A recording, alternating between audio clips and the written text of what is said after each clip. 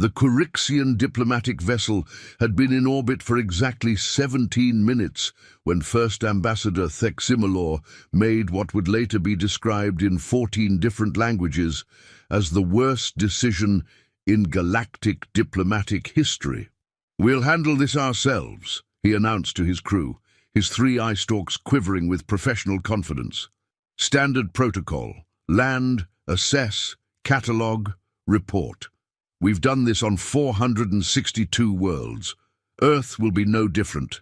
Narrator's note: Earth would be very different. The Quirixians were, by every measurable standard in the galaxy, the perfect choice for this mission. They possessed 3 separate digestive systems, each one evolved to process different types of matter.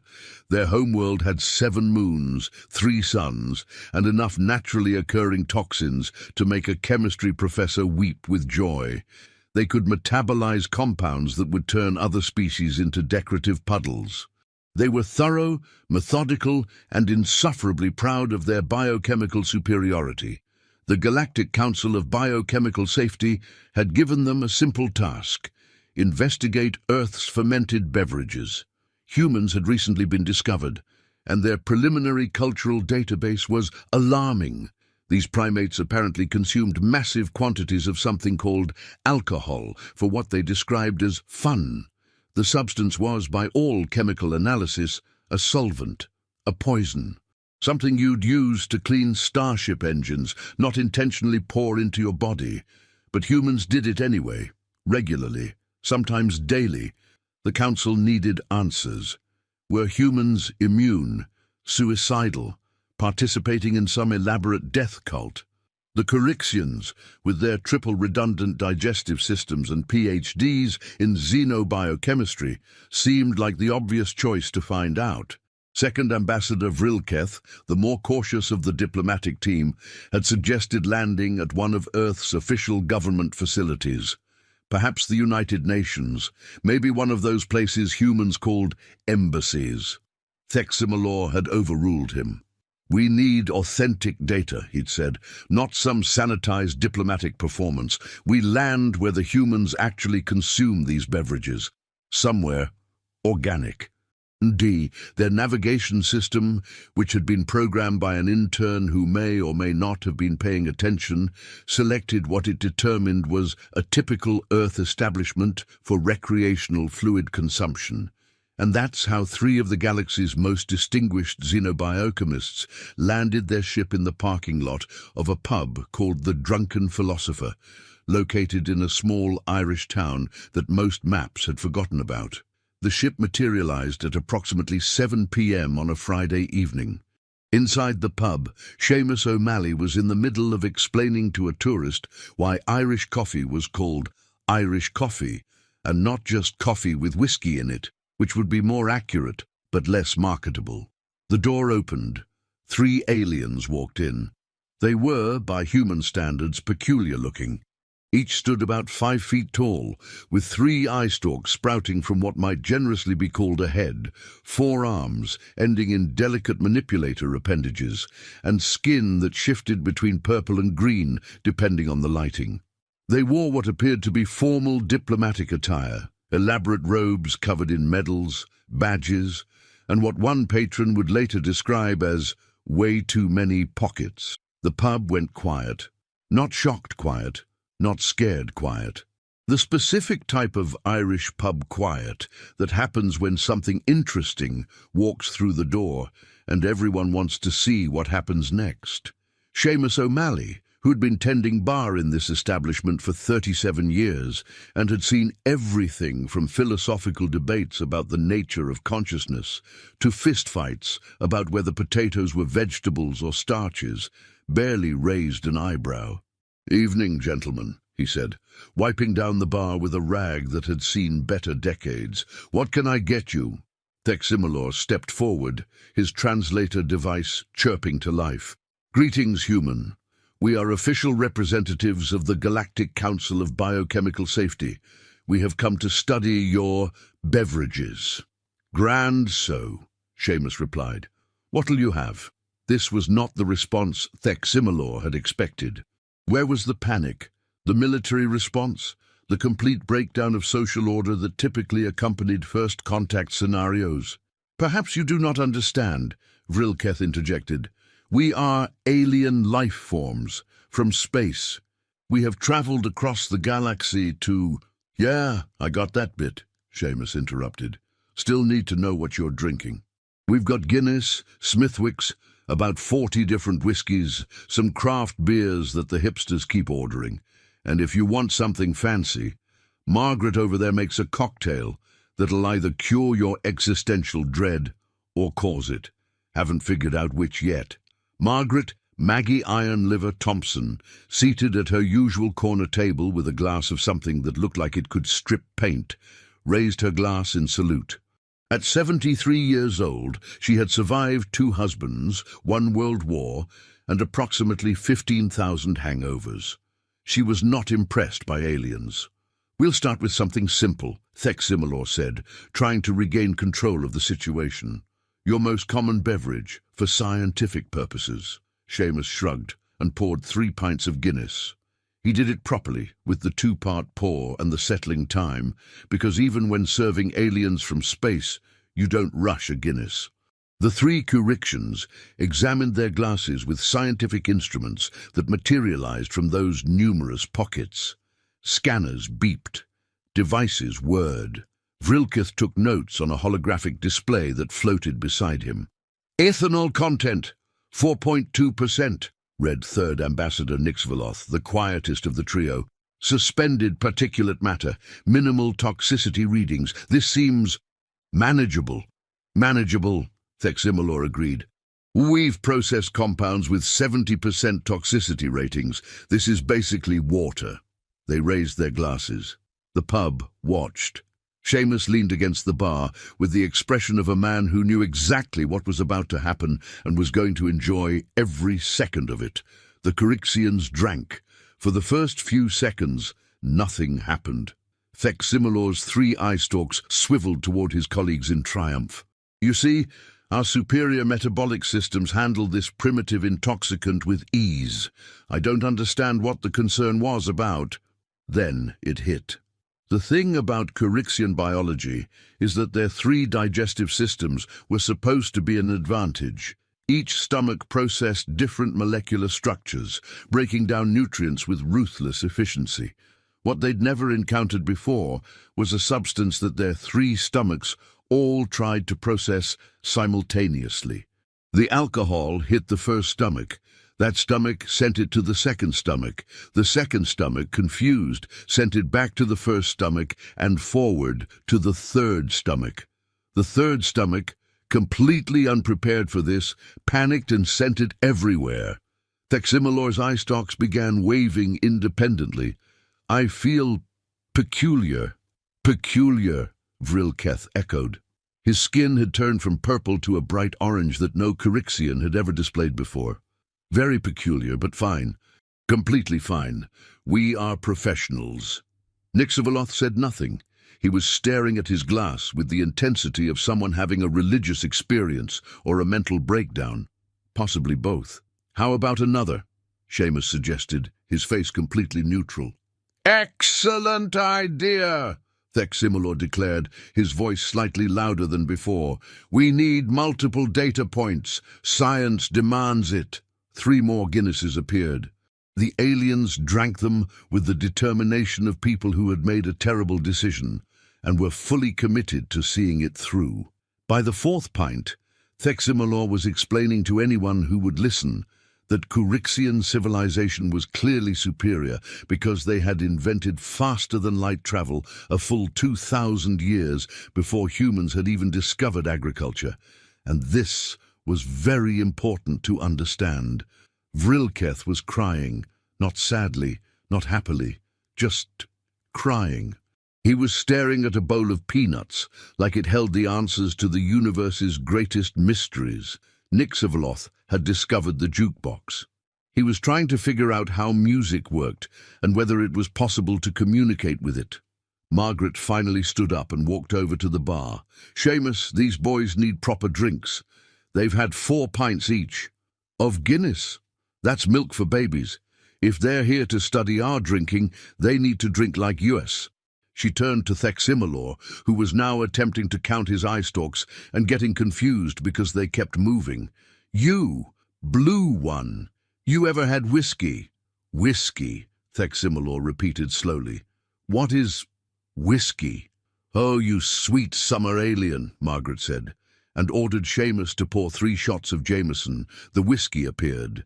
3 small glasses of amber liquid that looked completely innocent. This seems like very little, Theximilor observed.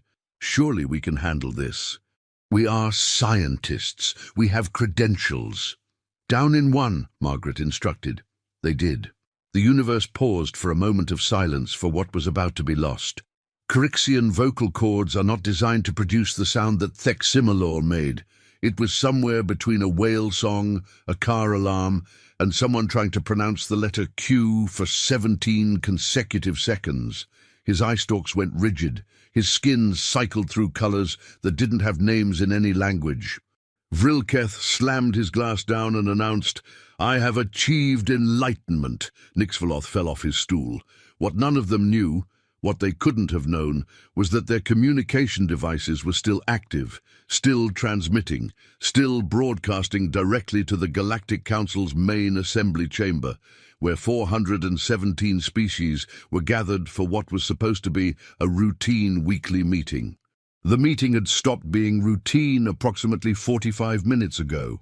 Council Speaker Dralmoth, a dignified being who had overseen galactic affairs for 3 decades with unshakable composure, was staring at the view screen with an expression that roughly translated to, "What the actual hell am I watching?" The entire council was watching. They'd started watching out of professional curiosity. They'd continued watching because they couldn't look away.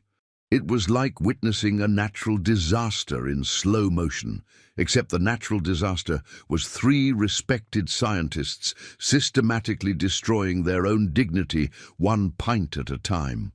"Should we intervene?" asked Councillor Vrex, a species known for their bureaucratic caution.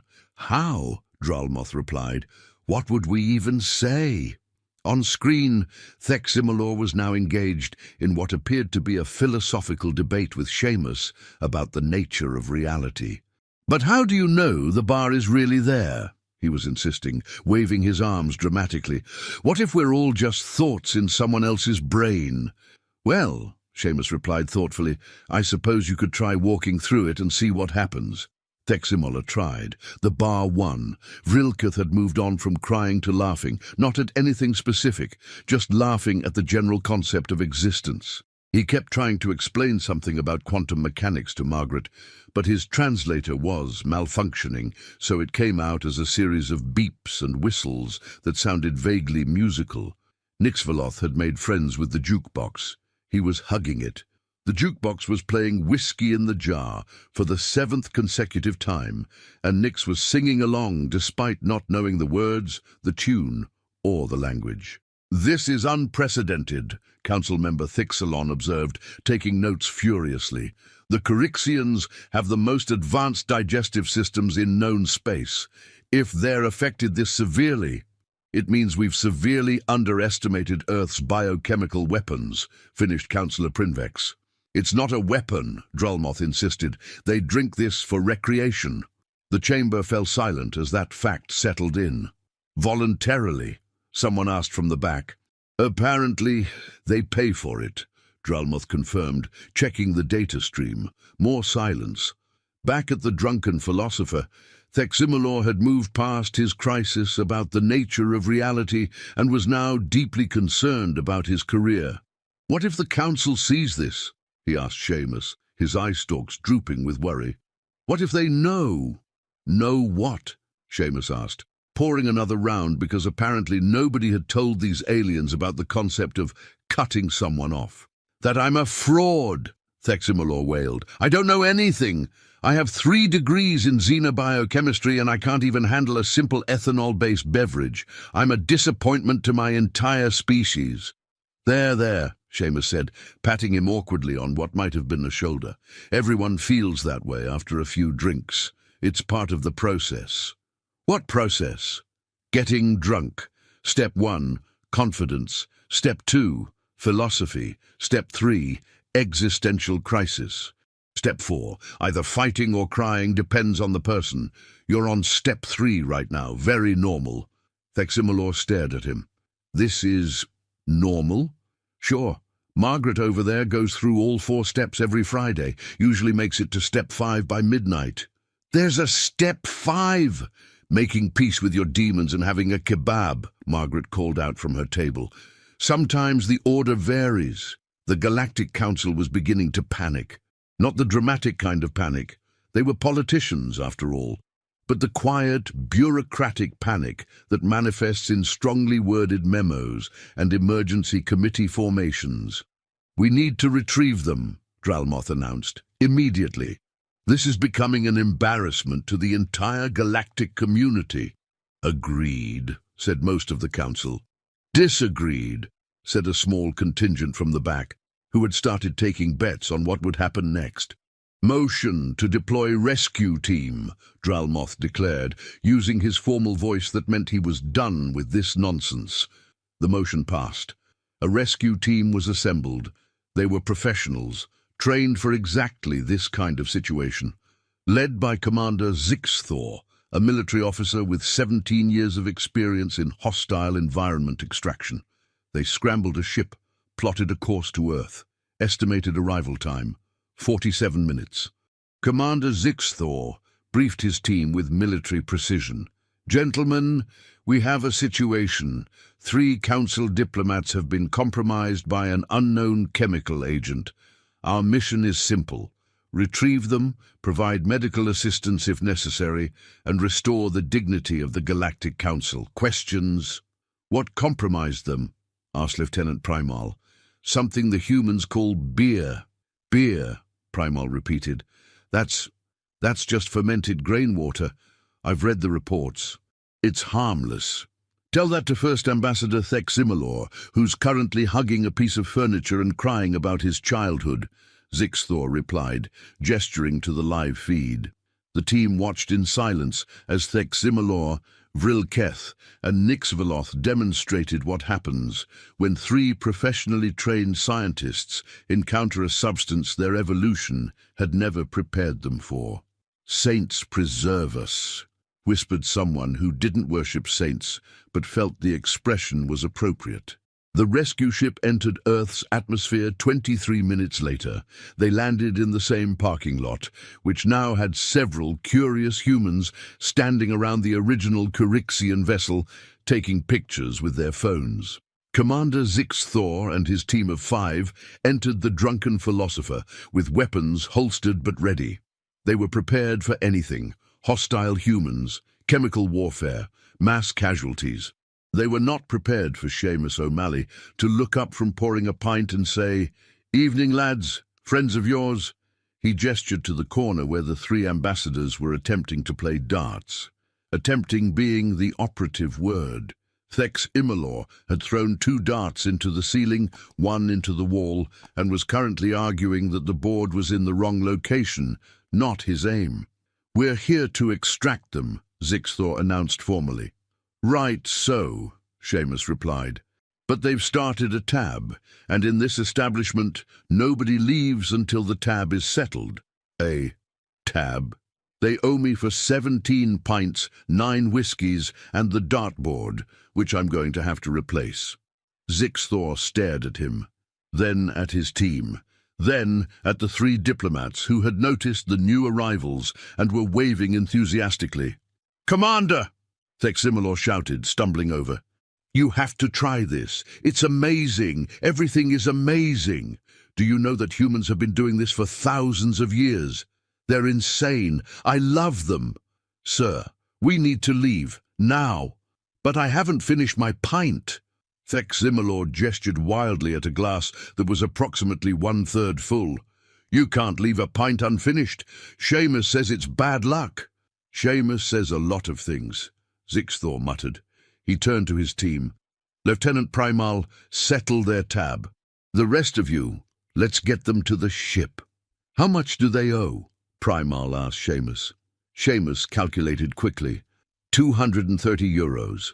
but I'll round it down to 200 if you take them before they break anything else. Primal pulled out the universal credit chip that the Galactic Council used for field operations. Will this work? Seamus examined it. Probably not, but I'll take it anyway. Never had an alien credit chip before. Might be worth something. The rescue team began herding the 3 ambassadors toward the door. This proved more difficult than anticipated, as Vrilketh had decided he needed to say goodbye to everyone personally. Nixveloth was still emotionally attached to the jukebox, and Theximolor was trying to convince Commander Zixthor that they should stay for just one more. Margaret watched the proceedings with amusement. "First time in Ireland?" she asked the commander. "First time on Earth," he admitted. "Ah, well, you handled that better than most. Your boys there got absolutely plastered." "Plastered? Drunk, pissed, rat-arsed, bollocksed. We have about 40 different words for it. Says something about our culture, probably." Zixthor looked at her, then at his struggling team, then back at her. "Is there anything I should know about this alcohol?" "Don't drink it if you're trying to maintain professional dignity," Margaret replied. "Other than that, it's grand." "That's all." "Well, it helps if you pace yourself, eat something beforehand, and accept that you're going to make decisions you'll regret in the morning. But that's part of the charm, really." Zixthor made a mental note to update the Galactic Council's database on Earth with a priority warning. A big one, possibly in red text, maybe flashing. It took 20 minutes to get all 3 ambassadors into the rescue ship. They kept trying to go back into the pub. At one point, Theximolor attempted to declare the drunken philosopher as sovereign Corixian territory, so he'd have diplomatic immunity to keep drinking. Finally, they were secured in the ship. The team strapped them into medical bay beds, where the ship's automated systems could monitor their vital signs and administer whatever treatment was necessary. "Status?" Zixthor asked the ship's medic. "All 3 are severely intoxicated. Their metabolic systems are in complete chaos. I've never seen anything like this. It's as if their bodies forgot how digestion works and are just improvising. Will they survive?" "Oh, they'll survive. They're going to wish they hadn't when they wake up, but they'll survive." Zixthor nodded and prepared for takeoff. The ship lifted smoothly from the parking lot. Through the window, he could see Seamus standing outside the pub, raising a glass in farewell. "Sir," Lieutenant Primal called from the navigation station, "we have a problem." "What now?" "The Council wants us to complete the original mission. They want a full report on human alcohol consumption. They just watched 3 ambassadors completely lose their ability to function." "Yes, sir. And they want to know if that's normal. They want data, proper scientific data. They're saying the ambassadors were compromised by lack of preparation. They want us to conduct a controlled study." Zixthor looked at his team. His team looked back at him. "Absolutely not," he said. "Sir, it's a direct order from Council Speaker Dralmoth himself. Then Dralmoth can come down here and drink the poison himself." There was a moment of silence. Then Lieutenant Primal said very quietly, "Sir, he says he'll take that as insubordination." Zixthor closed his eyes, took a deep breath, wondered briefly if it was too late to change careers. "Fine," he said. "Fine. But we're doing this properly.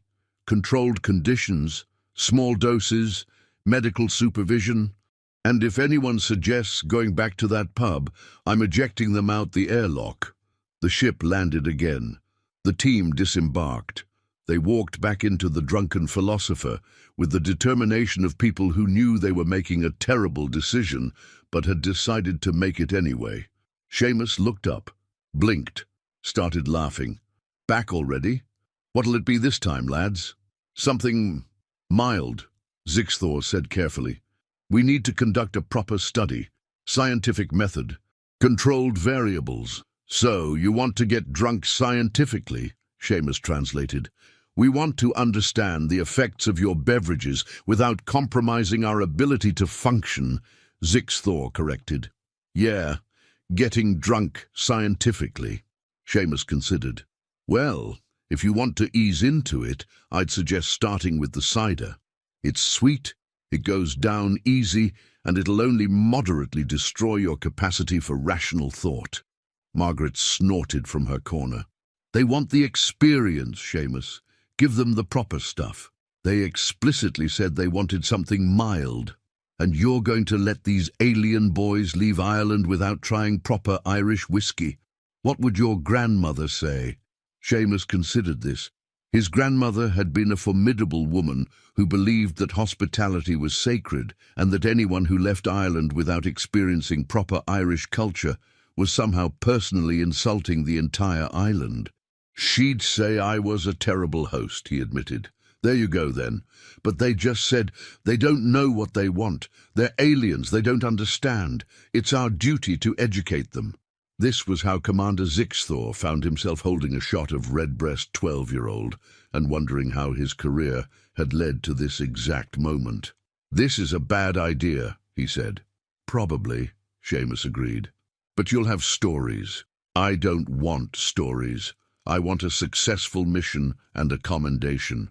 "Nobody ever got a commendation from drinking water," Margaret observed wisely.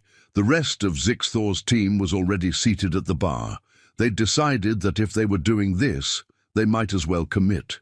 Lieutenant Primal had a pint of Guinness. Ensign Trelmox had something with Baileys in it. The others were working their way through what Seamus called the taster menu. "To science," Zixthor muttered, and drank the whiskey. In the Galactic Council chamber, 417 species watched, with a mixture of horror, fascination, and what might have been respect, as the rescue team systematically made exactly the same mistakes as the ambassadors they'd been sent to rescue. Council Speaker Drellmoth had his head in his hands. "This is a disaster." "It's fascinating," countered Councillor Prinvex, who was taking more notes.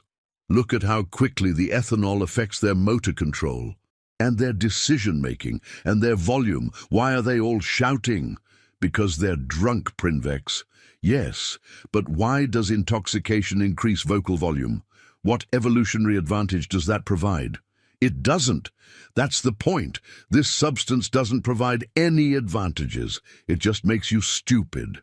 And yet humans consume it regularly. Why?" Dralmoth paused. It was actually a good question. Why did humans do this? What possible benefit was there to intentionally impairing your own cognitive function? On screen, Commander Zixthor was explaining to Seamus that military command structure was actually a metaphor for the inherent loneliness of consciousness, and everyone was separated from everyone else by the fundamental unknowability of subjective experience. And did Seamus ever feel like maybe nobody really understood anyone? Not really, not truly. Seamus was nodding, sympathetically, and pouring another shot. "We need a xenoanthropologist," Dralmoth decided. "Someone who actually studies human culture. Someone who can explain this to us." A xenoanthropologist was summoned. Dr. Limixon arrived within the hour, slightly annoyed at being pulled from her research, but professionally curious about the situation. She watched the feed for approximately 90 seconds before saying, "Oh, yes, I see what's happening." "Explain it to us," Dralmoth practically begged. "Humans use alcohol for social bonding. It lowers inhibitions, which allows for more honest emotional communication. They're essentially hacking their own neurology to facilitate connection." That's insane. That's humanity. They evolved as social creatures in an environment where cooperation was essential for survival. But they also evolved complex brains capable of deception, strategy, and social manipulation. So they developed a chemical that temporarily disables the parts of their brain responsible for careful social calculation, allowing for more authentic interaction. So they're poisoning themselves to be more honest? Essentially, yes. The council sat with that information for a moment. "That's the stupidest survival strategy I've ever heard," someone muttered. "And yet they're still here," Dr. Limixon pointed out. "So it must work on some level." Back on Earth, the rescue team had reached the stage that Seamus called philosophical acceptance. This was the point where people stopped fighting the alcohol and started having genuine conversations about life, meaning, and whether the universe had any inherent purpose or was just an elaborate accident. Commander Zixthor had moved past his existential crisis about military hierarchy and was now discussing his childhood on Triximal Prime with Margaret, who was listening with the patient attention of someone who'd heard 5,000 sob stories and knew exactly when to nod sympathetically. "My father wanted me to be an engineer," Zixthor was saying, his words slightly slurred. "But I wanted to see the galaxy, so I joined the military. And now I spend most of my time filing reports and attending briefings, and I've realized I'm basically an engineer anyway, except instead of building things, I'm building systems, which is somehow worse because at least engineers get to make something tangible." There, Margaret said, patting his arm. "We all have parent issues, love. Comes with the territory of being alive. Do humans ever feel like they've disappointed everyone who ever believed in them?" "Every day, dear. That's why we invented whiskey." Lieutenant Primal had discovered karaoke. The drunken philosopher didn't technically have karaoke, but Primal had connected his ship's communication device to the jukebox and was now singing what he claimed was a traditional Primalian war ballad, but sounded suspiciously like someone strangling a cat in three-part harmony. The pub's regular patrons had stopped being surprised. They'd moved straight past surprise into acceptance, which is what happens when you drink in the same pub for 20 years. Aliens singing? Sure. Why not? Stranger things had happened. Remember when Old Man Patterson claimed he'd been abducted? This was basically that, but in reverse. Ensign Trelmox had befriended a local named Paddy O'Brien and was learning how to throw darts properly. Or rather, he was learning that throwing darts while intoxicated was harder than it looked, and maybe the ambassadors had been onto something with their complaints about the board being in the wrong place. "It's all about the wrist," Paddy was explaining. "You want a smooth motion, like you're pointing at something, except you're pointing with a sharp object, and also you're drunk, so good luck with that." "This is impossible," Trelmox declared after his dart hit the wall for the 5th time. "Not impossible, just improbable. There's a difference." "What difference?" "One of them happens eventually if you keep trying." Trelmox threw another dart. It landed on the board. Not in the center, not even close to the center, but on the board, which felt like a significant achievement. "Victory!" he shouted, throwing his arms up in triumph. "That's the spirit," Paddy said encouragingly. "Now do it again." The next dart hit the ceiling. In the Galactic Council chamber, bets were being placed. Not officially, of course. Council members didn't gamble. That would be undignified. But there was definitely some unofficial currency exchange happening regarding questions like how long until the rescue team needs rescuing, and which one passes out first, and will anyone actually fight someone, or is humanity unusual in that regard? The answer to the last question came approximately 40 minutes later, when Ensign Trelmox, emboldened by his single successful dart throw and several pints of courage, declared that Paddy O'Brien's dart-throwing technique was fundamentally flawed and that he could do better. Paddy, who had been throwing darts in this pub for longer than Trelmox had been alive, took this as a challenge to his honor. They didn't actually fight. Instead, they engaged in what Seamus would later describe as aggressive male bonding through competitive stupidity. They threw darts, they missed. They threw more darts, they missed more. They argued about technique, about physics, about whether the concept of aiming was even real or just a collective delusion humans had agreed upon to feel better about their lack of control over chaos. Eventually, they gave up on darts entirely and started arm wrestling, which Trelmox won because he had 4 arms, and Paddy, despite his best efforts, only had 2. "That's cheating," Paddy declared. "It's biology," Trelmox countered. "Rematch, 2 arms only." They arm wrestled again. Paddy won. They declared it a tie and ordered another round. Margaret watched all of this with the satisfied expression of someone watching a plan come together. She'd seen this pattern before. New person comes to the pub, tries to maintain distance, tries to stay professional or dignified or sober, eventually realizes that dignity is overrated and connection is more important. Usually took locals a few weeks. These aliens were speed-running it.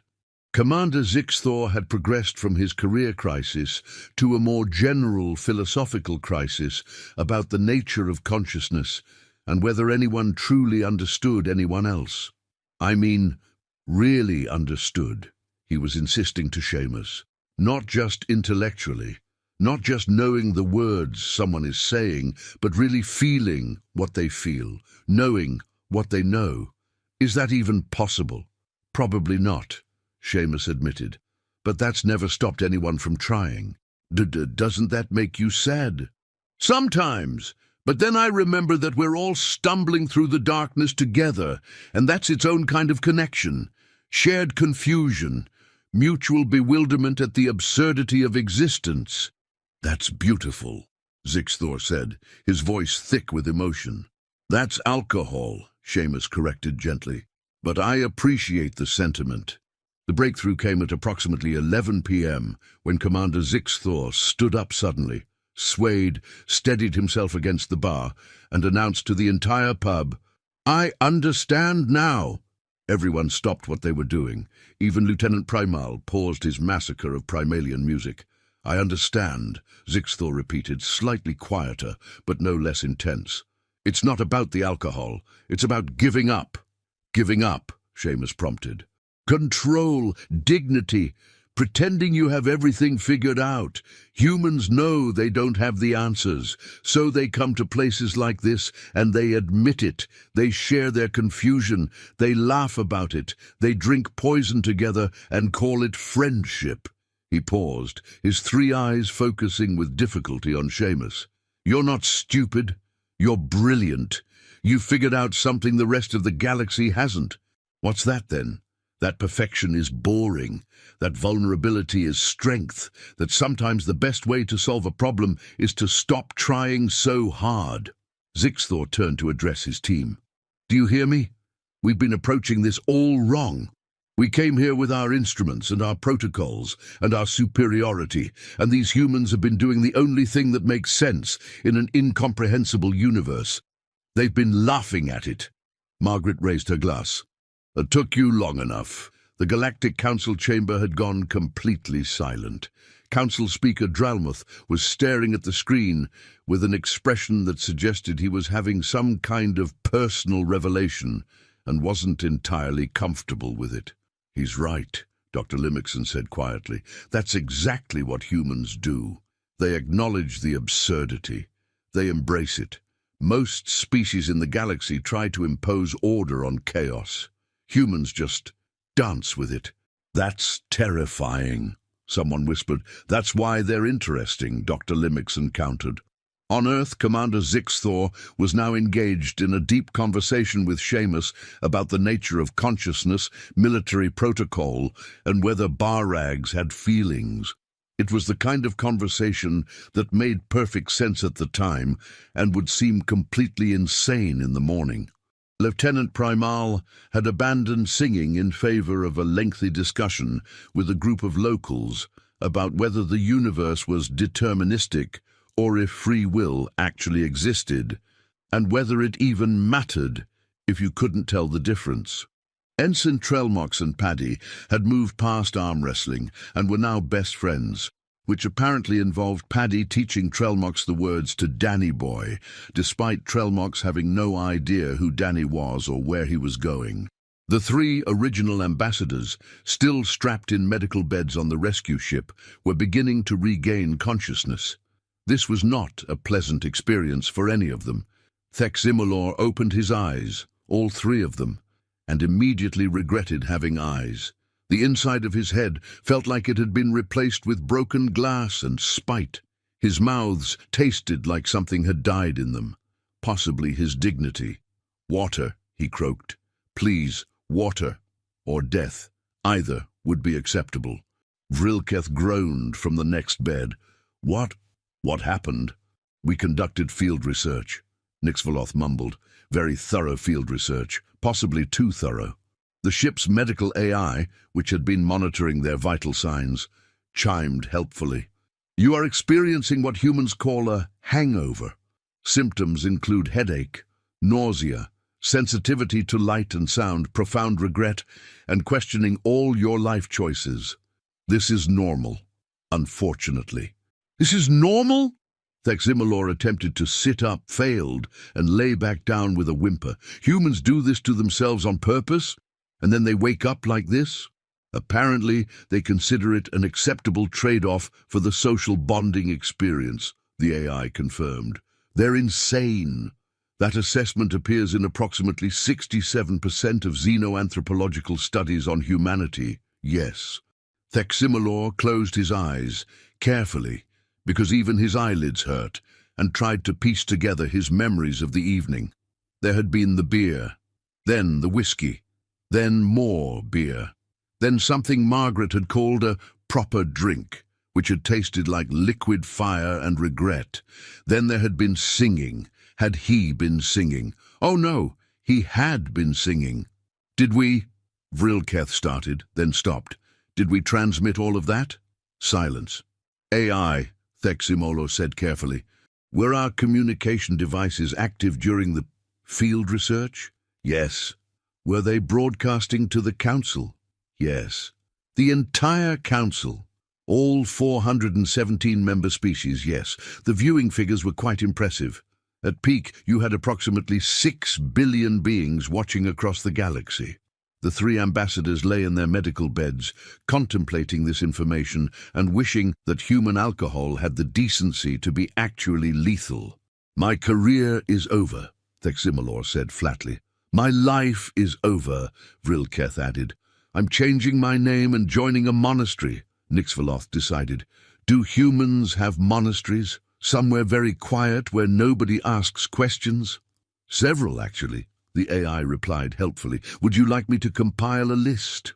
Back in the pub, Commander Zixthor had reached the acceptance stage of intoxication. He'd stopped fighting it, stopped trying to maintain professional dignity, had fully embraced the chaos. You know what? He announced to Seamus. I'm going to write the best report the Council has ever seen. I'm going to tell them everything, the truth, the whole truth, about how we came here thinking we were superior, and you humans taught us that superiority is just fear wearing a fancy hat. That's beautiful, Seamus said. Probably won't make sense when you're sober, but beautiful. I'll make it make sense. I'll use capitals for emphasis. I'll tell them that Earth should be classified as a philosophical hazard because you people have figured out something the rest of us are too scared to admit. What's that? That we're all just making it up, all of it. The protocols and the procedures and the dignity. It's all just a collective performance to hide the fact that nobody knows what they're doing. The pub erupted in applause. Not because they'd been listening, most of them were engaged in their own conversations, but because someone had shouted something with passion and conviction, and that deserved recognition. Margaret leaned over to Seamus. Think he'll remember any of this tomorrow? Not a word, Seamus replied, but he'll remember the feeling. That's what matters. At approximately midnight, reality began to reassert itself. Not all at once. Reality knows better than to rush these things, but gradually, like the tide coming in. Commander Zixthor's team started to realize that they had jobs, responsibilities, a ship full of equipment that probably needed attention. They began the slow, painful process of trying to stand up and appear functional. This proved difficult. Lieutenant Primal discovered that standing required significantly more concentration than he currently possessed. Ensign Trelmox learned that walls were surprisingly mobile when you were trying to use them for support. The others navigated the pub like it was full of obstacles, which, to be fair, it was. They just weren't usually this hard to avoid. We should probably go, Zixthor said, each word requiring tremendous effort. Probably, Seamus agreed, but you've started a tab. Another tab? 17 drinks per person adds up. Also, Ensign Trelmox broke a chair. I was sitting on it, Trelmox protested. It broke from normal sitting. It's a 200-year-old chair. It's not designed for four-armed aliens who keep forgetting they have four arms. They settled the tab. This took longer than expected because the universal credit chip had to be recalibrated 3 times, and everyone kept forgetting what they'd ordered and had to count empty glasses to reconstruct the evening. 340 euros, Seamus announced. That seems high, Zixthor protested. That seems cheap given what you lot drank, Margaret countered. I've spent more than that on a Tuesday. They paid. They stumbled toward the door. They made it approximately halfway before Zixthor turned back. Seamus, he said very seriously, thank you. For what? Getting you drunk. For teaching us something the Galactic Council couldn't. That sometimes the best way to understand something is to stop trying to understand it and just experience it. Seamus nodded. Come back anytime. Next time, pace yourself. There's going to be a next time? Always is, Margaret said wisely. Humans always come back, and now you're basically humans. Congratulations, or condolences, depending on your perspective. The rescue team made it back to their ship through a combination of determination, mutual support, and sheer stubbornness. They strapped themselves in, initiated takeoff protocols, managed to get the ship approximately 40 feet off the ground before the medical AI gently suggested that perhaps flying while intoxicated was not their best idea. They landed again, decided to sleep it off in the ship, set an alarm for morning. Morning came with the subtlety of a nuclear explosion and the kindness of a meteor impact. Commander Zixthor woke up feeling like his brain had been replaced with angry wasps. Every sound was too loud, every light was too bright. His tongue felt like it was coated in regret and poor decisions. The medical AI cheerfully informed him that he was experiencing a moderate to severe hangover and recommended hydration, rest, and perhaps reconsidering your life choices. Status report, he croaked. All team members alive, several experiencing varying degrees of alcohol poisoning, none fatal. You have 47 messages from Galactic Council Speaker Dralmoth, all marked urgent. The last one is just keyboard mashing, which the translation matrix interprets as frustrated screaming. Zixthor groaned. Right, the report. He'd promised to write a report, a brilliant report that would change everything. He pulled up a writing interface and stared at it. The blank screen stared back mockingly. What exactly was he supposed to write? How did you put last night into words? How did you explain that 3 ambassadors and an entire rescue team had been systematically defeated by fermented beverages in a small Irish pub? How did you convey the experience of realizing that everything you thought you knew about cultural superiority was actually just fear wearing a fancy hat, as he'd apparently said at some point? He started typing. Official report on Earth's recreational biochemicals, he wrote, then deleted it. Too formal. Why humans are terrifying, he tried. Deleted. Too dramatic. What we learned about alcohol and ourselves, he attempted. Stared at it. Kept it. The report took 6 hours to write. He deleted it 4 times, rewrote it from scratch twice. Finally settled on something that was probably going to end his career, but felt true, which seemed important. The report began. The Council asked us to investigate why humans consume ethanol-based beverages. After extensive field research, I can confirm that humans drink these substances for the following reason. Because existence is terrifying and absurd, and alcohol makes it slightly less terrifying and significantly more absurd, which somehow helps. He continued, we arrived on Earth believing we were conducting a simple biochemical analysis. We left understanding that we'd been asking the wrong questions. The question isn't, why do humans drink alcohol? It's, why don't we? The report went on for pages. It discussed metabolic differences, cultural contexts, the philosophy of intoxication, The social bonds formed through shared vulnerability. He tried to explain what Margaret had taught him about accepting imperfection, what Seamus had shown him about finding meaning in absurdity, what the entire experience had revealed about the difference between knowledge and understanding. He concluded with, "Earth's alcohol is not a weapon, it's not a poison, it's a tool. Humans use it to bypass their own defenses and connect with each other authentically. We spent the entire evening trying to maintain our dignity and our distance. The humans spent it giving up both willingly. And somehow, impossibly, they emerged with something we didn't have: genuine connection. The Council should classify Earth not as a biochemical hazard, but as a philosophical one. These humans are dangerous not because of what they can do to us, but because of what they can teach us about ourselves." He attached the report to 47 response messages to Dralmoth and hit send before he could change his mind. Then he put his head down on the console and seriously contemplated whether it was too late to become a farmer. The report reached the Galactic Council approximately 20 minutes later. Council Speaker Dralmoth read it, then read it again, then called an emergency session of the full council because everyone needed to hear this. The chamber filled. 417 species gathered, curious about what could possibly warrant an emergency session at this hour. Dralmoth cleared his throat. "Colleagues, we have received Commander Zixthor's official report on the Earth alcohol investigation. I'm going to read it in full. I ask that you reserve questions and comments until the end, because I guarantee you'll have them." He read the entire report aloud. It took 45 minutes. The chamber was completely silent throughout. When he finished, nobody spoke for a solid 30 seconds. Then Councillor Prinvex raised a tentacle. "Permission to speak?" "Granted. That's the most honest report I've ever heard in this chamber." Murmurs of agreement rippled through the assembly. "He's recommending we classify Earth as a philosophical hazard," Council Member Vrex pointed out. "That's not a real classification."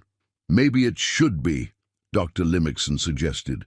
"We have classifications for military threats, biochemical hazards, cultural contamination risks. Why not philosophical challenges, species that make us question our assumptions? Because that's what education is for. Education teaches you what you're supposed to think. Philosophy teaches you to question whether you should be thinking it at all." The debate continued for 3 hours.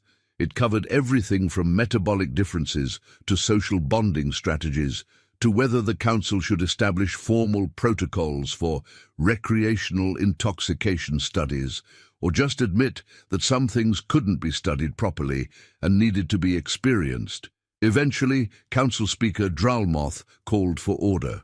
"We need to make a decision. Earth has applied for associate membership in the Galactic Council.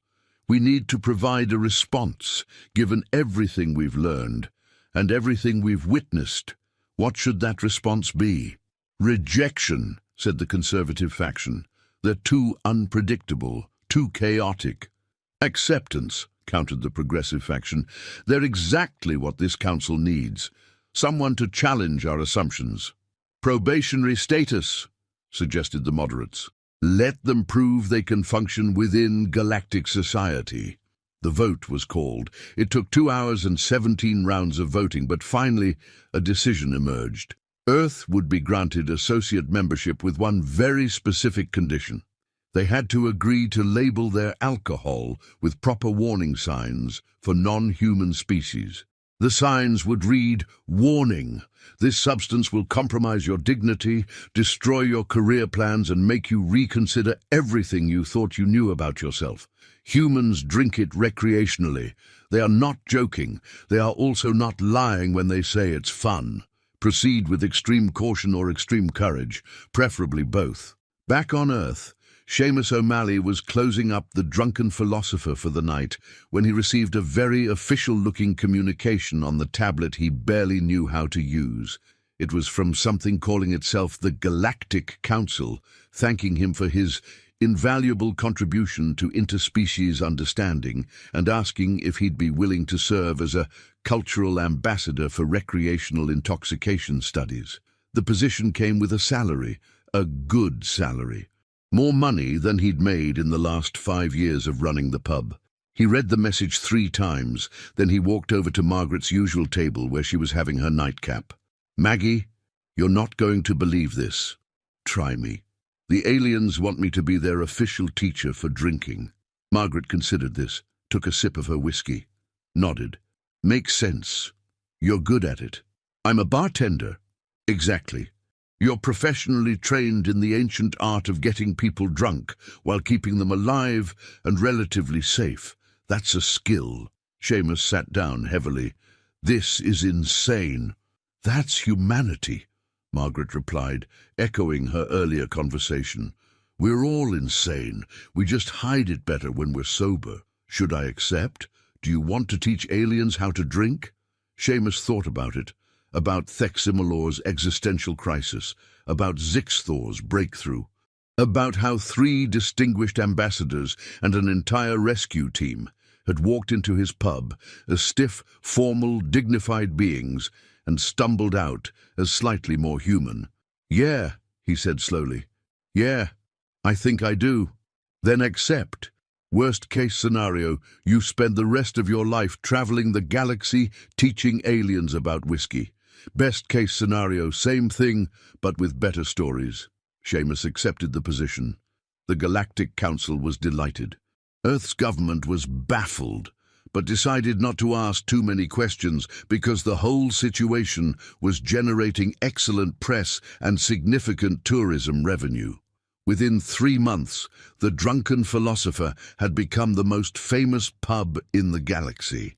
Aliens traveled from across known space to experience authentic human intoxication under the guidance of a trained professional.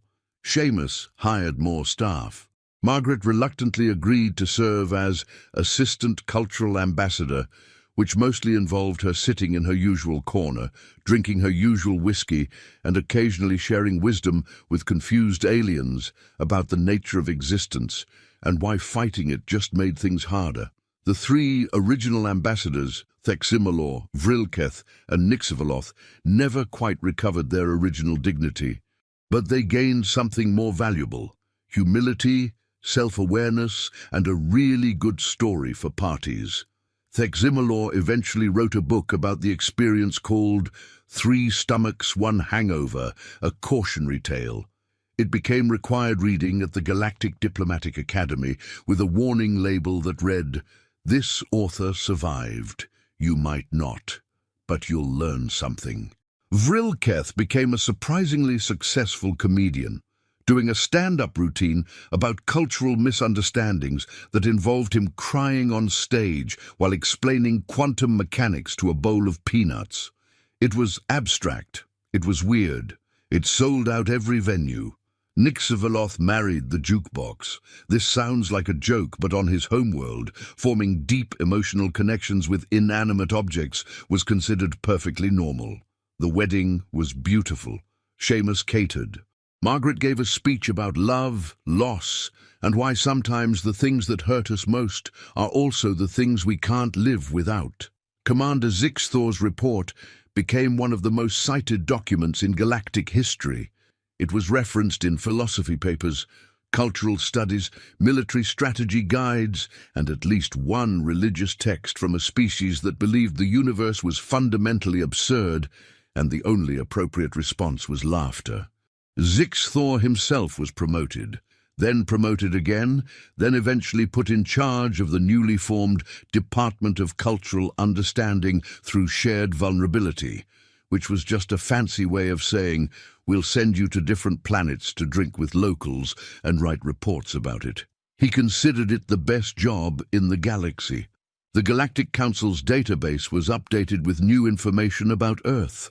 The entry now read, "Humans, carbon-based bipeds with remarkable stress tolerance and baffling recreation choices. Approach with caution, not because they're dangerous, they're actually quite friendly, but because they will challenge everything you think you know about dignity, professionalism, and the inherent nature of social bonding." Also, they invented something called whiskey, which is technically a poison, but functionally a truth serum mixed with liquid courage and philosophical revelation. If offered whiskey, you have three choices: accept and prepare for an existential crisis, decline and always wonder what you missed, or drink just enough to understand why humans are simultaneously the most terrifying and most fascinating species we've encountered. There is no fourth option. Sorry. Years later, when asked about that night in the pub, Seamus would tell the story with practiced ease.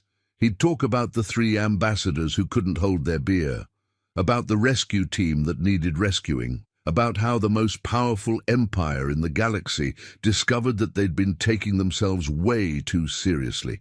He'd end the story the same way every time. They came to Earth thinking they'd study us.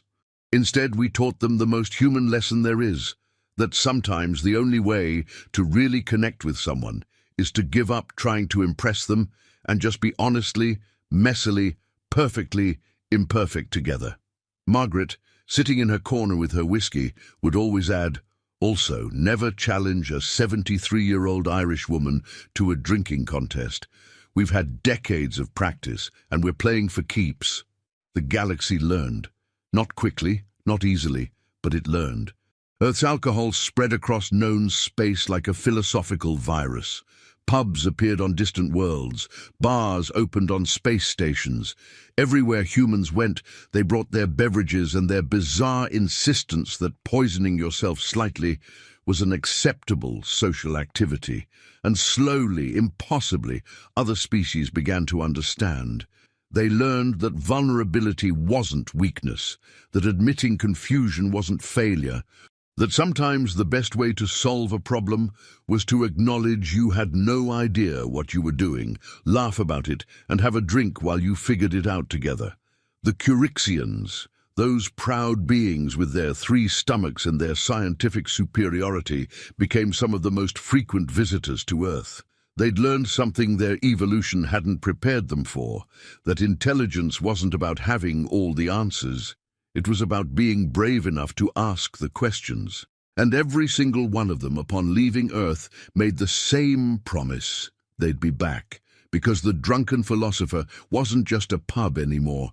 It was a place where you could walk in as anything, ambassador, commander, scientist, philosopher, and walk out as something better, something more honest, something more human. The universe, vast and unknowable, and full of species trying desperately to pretend they had everything figured out, learned the truth that night in a small Irish pub. Nobody knows what they're doing. Not really. Not completely. But humans had figured out that admitting it, laughing about it, and drinking about it made the whole terrifying, absurd, beautiful mess of existence slightly more bearable. And that, more than any technology or weapon or strategic advantage, was why Earth belonged in the Galactic Council. Because sometimes what the universe needs isn't another species with answers. Sometimes it just needs one with better questions.